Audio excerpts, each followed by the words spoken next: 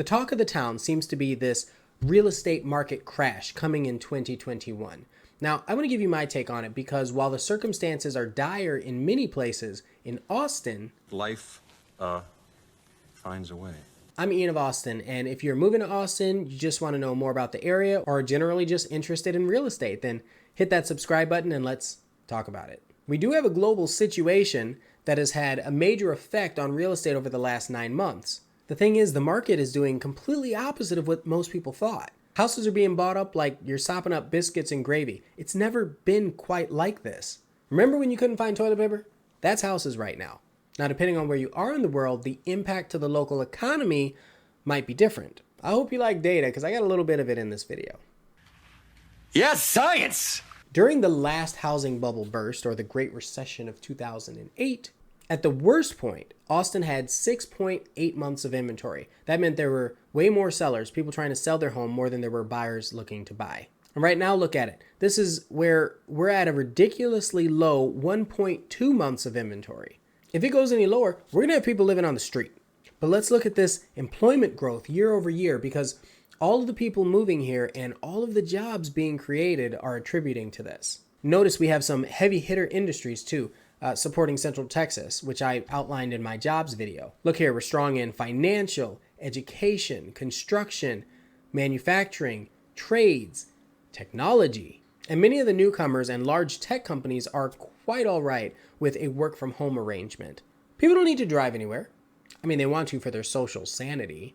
And also, the unemployment rate has been going down for the last 2 presidents, despite any notions to the contrary on either side. Yeah.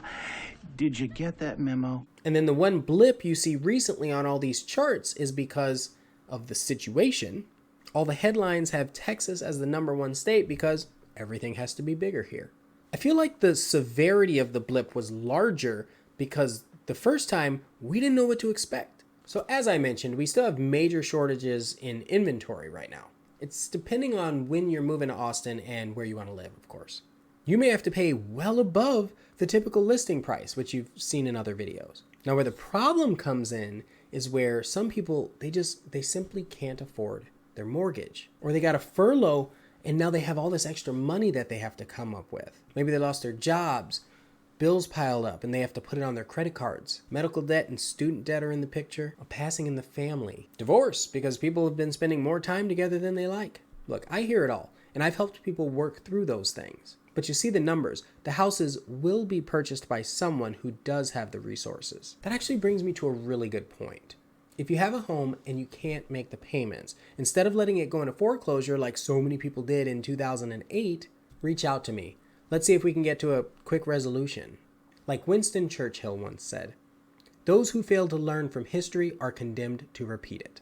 I just helped someone sell their home last week, and it was sad for them emotionally, but the best for them because now they don't have that extra burden on their shoulders. There's no more debt, and they even ended up with cash in hand because houses, frankly, are going for a lot right now. And a lot of people may not know this, but you may already have equity even if you've only been in the house for 1 or 2 years. But together we avoided foreclosure, and as soon as they save up, then they can go purchase another house because their credit's still good.